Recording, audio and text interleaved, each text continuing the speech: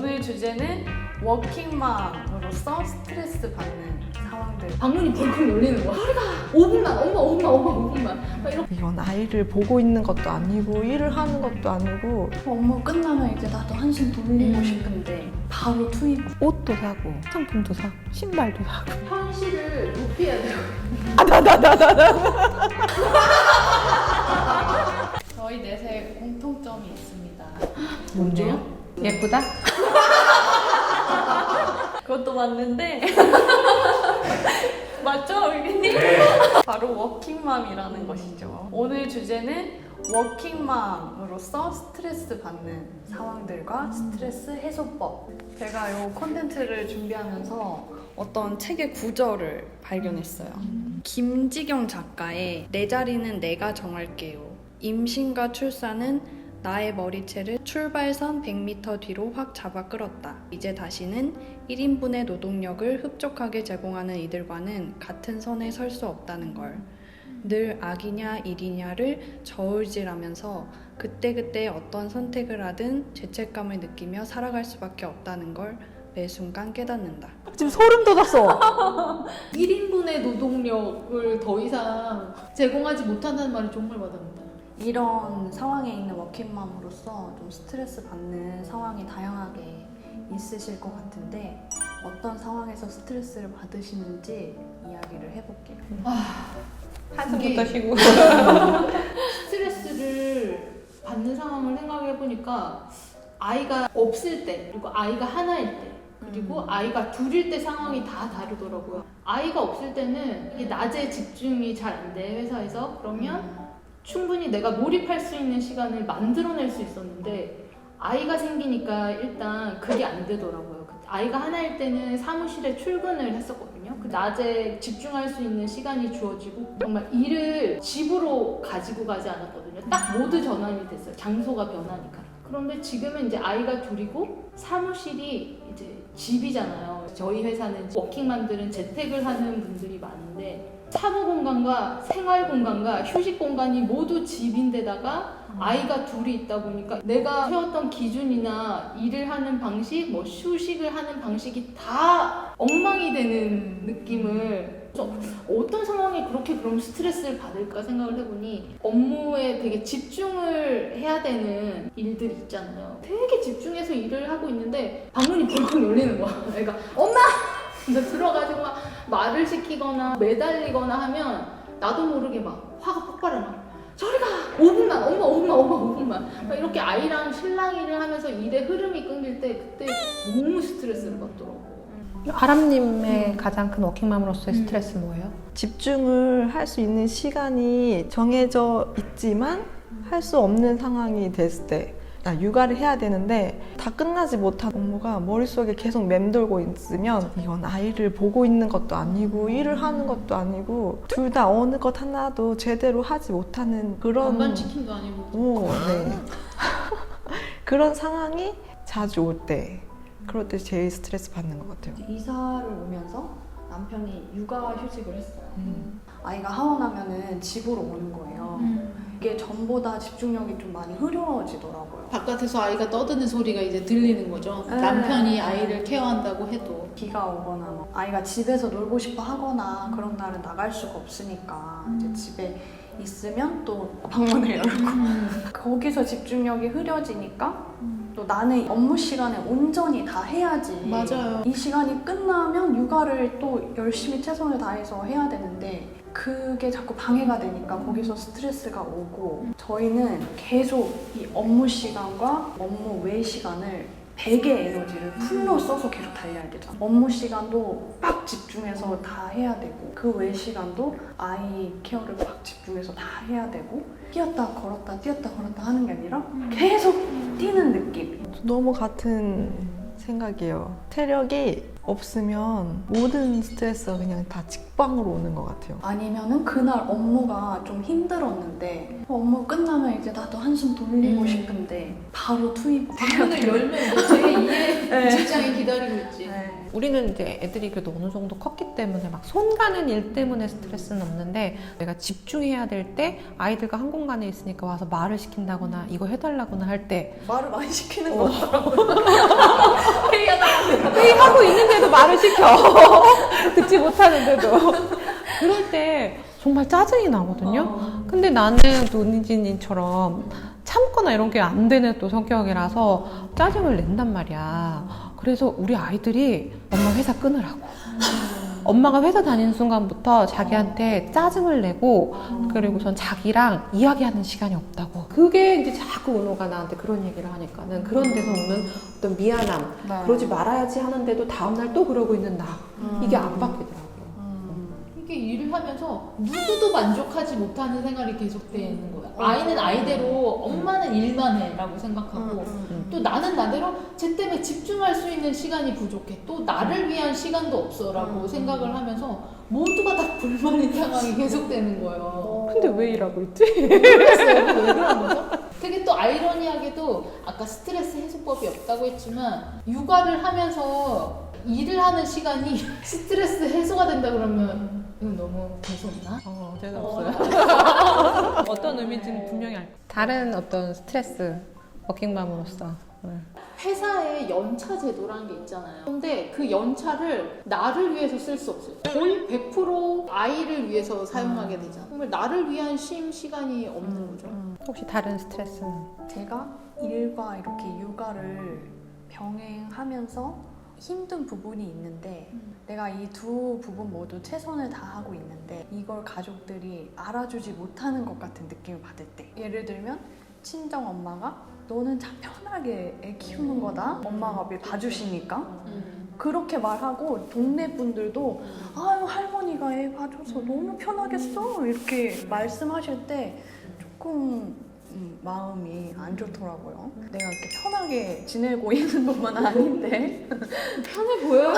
워킹맘이신 분들이나 전업의 주부이신 분들도 비슷한 스트레스를 겪고 계실 것 같은데 이럴 때 해소시킬 수 있는 방법들 어떤 것들이?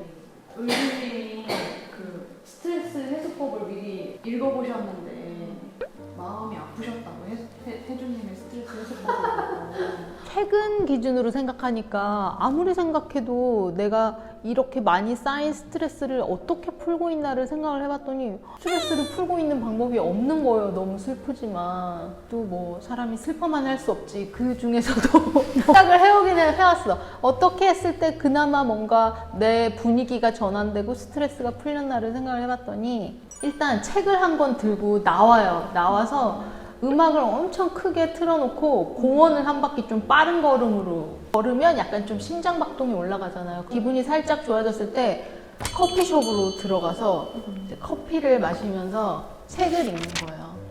너무 이제 빤해 보이는데 이 방법이 되게 좋다고 생각하는 게 그 책을 읽을 때도 뭐 인문서적이라던가 뭐 자기계발서 이런 것들은 절대 안 들고 나가고요. 꼭 소설책이어야 돼요. 왜냐면 현실을 도피해야 되거든요. 현실을 벗어나서 다른 세계에 몰입하기 위해서 꼭 저는 소설책을 들고 커피 한 잔 마시면서 스트레스를 해소를 하는 것 같아요. 그 1, 2주에 커피가 한 번씩. 맛있으면 더 크게. 그럼요. 커피 맛이 중요하죠. 네, 그래서 제가 맛있는 커피숍 찾아다니는 거를 진짜 진심으로 생각하거든요.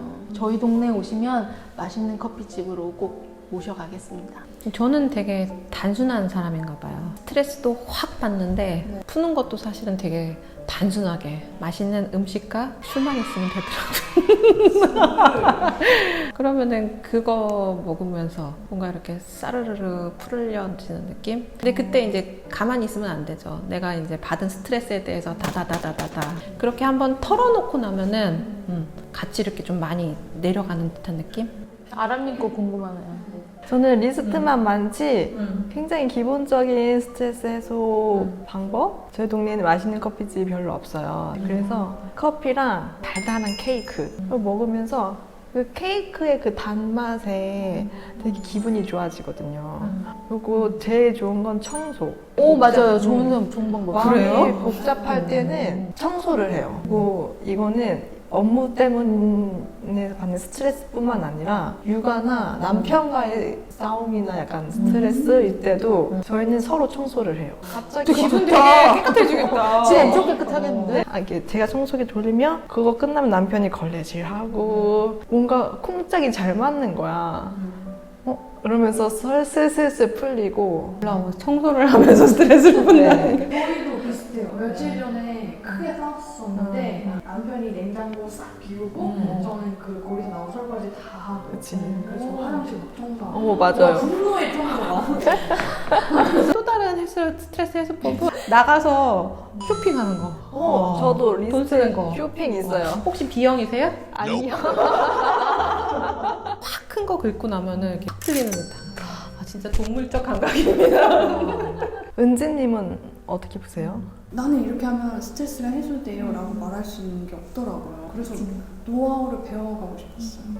스트레스도 그 받을 당시의 강도가 제일 세고 맞아, 사실은 시간이 지나면서 어느 정도 같이 해소되는 부분도 있잖아요. 그러니까 그 당시에는 저게 되게 큰 고민인데 시간이 지나면서 또 다르게 생각하고 그러다 보면은 다른 면도 보고 그러면은 스트레스가 좀 같이 낮아진다라고 저는 생각이 들거든요. 근데 이 부분이 좀 비슷한 유형의 사람이에요. 오, 요렇게 약간 조금 선이 생기는데요? 우리는 약간 되게 단순한 사람들. 기억력의 차이도 좀 있는 것 같아요. 약간 기억력 좀 짧아, 이쪽은 지금. 여기는 조금 약간 곱씹는 스타일. 되새김질 좀 오래 하시는 분들. 그건 아니에요. 지금 경진님 고립시키는 그래서 결국에는 뭔가 마인드 컨트롤이 가장 중요하잖아요. 뭔가 명상을 해볼까도 생각했었어요. 너무 좋지. 안 해봤는데 좋을 것 같아요. 본인 스스로를 위한 행동 같은 걸 하는 건 없나요? 나를 위한 어떤 행위? 나만을 위한 어떤 행위를 하는 건 없는가? 나만을 위한 쇼핑을 하는데. 쇼핑이 본인을 위한 아이템을 사는 그쵸. 거예요? 뭘 사요? 옷도 사고, 상품도 사고, 신발도 사고. 저는 그거 하나 있어요. 좀 아침 루틴을 하면 그 에너지가 좀 달라져요. 아침에 운동을 하거든요. 요즘에는 달리기를 하는데 기분이 좀 좋아지더라고요. 땀이 나고 하면은 달리기를 하면서 하루의 시작을 온전히 좀 나한테 썼다? 그런 느낌을 받게 되면 기분이 좀 나아지더라고요. 나는 뭔가 나에게 스트레스가 오거나 힘들 때 혼자서 무언가를 하기보다는 누군가와 같이 술을 마신다거나 대화를 한다거나 같이 뭐 어딜 간다거나 하면서 풀리는 게 확실히 더 크더라고요. 아침에 동네 엄마랑 같이 등산을 가볍게 하는데 등산을 한다보다 그 엄마랑 아침 시간에 같이 걸으면서 이야기를 하는 거에 하루가 더 이렇게 활기차지는 듯한 느낌? 확실히 뭔가 다르네요. 약간 이쪽은 아이고 확실히 외향적이시고. 그래서 그 엄마가 못 가면은 전 절대 가지 않더라고요. 그 엄마는 내가 못 가도 혼자 가서 운동하고 오는데 난 한 번도 그 엄마가 안 갔을 때 간 적이 없더라고. 아, 내가 이게 지금 거의 3, 4개월 동안 하고 있는데 재밌고 좋은 거는 그 엄마와 같이 수다 떠는 게 좋은 거구나 라는 생각이 들더라고요. 전 약간 동굴로 들어가야 돼요. 저도 약간 혼자 있어야 돼요. 근데 힘든 스타일 아이랑 이게 딱 중간이거든요. 어떻게 하죠, 그럼? 저도 동굴로 들어가는 시기가 있어요. 근데 이게 일정 기간이 지나면 밖으로 나가야 돼요. 안 나가면은 해소가 안 돼요. 밖에 나가서 나를 막 치장을 하고 사람을 만나거나 여행을 가거나 이게 꼭 필요한데 자꾸 밖으로 나가면 너무 또 힘들어지고 또 다시 동굴로 들어가게 돼. 반반이네, 또 네. 반반 치킨이야. 네. 진짜 혼자서 웹툰 보거나 소설 읽거나 이런 걸로 행복을 느끼는데 나 무슨 얘기 하려고 그랬지?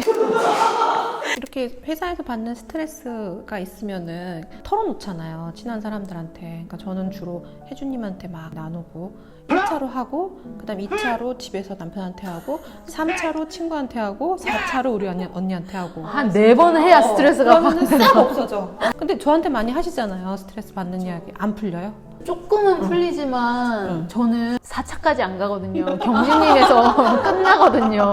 그래서 풀리다가 마는가 봐요. 한 3차까지는 해봐야겠어요. 그러면 은지님은 뭔가 스트레스 받는 상황에 대해서 이렇게 막 다른 사람하고 나누면서 풀어지거나 이러진 않아요?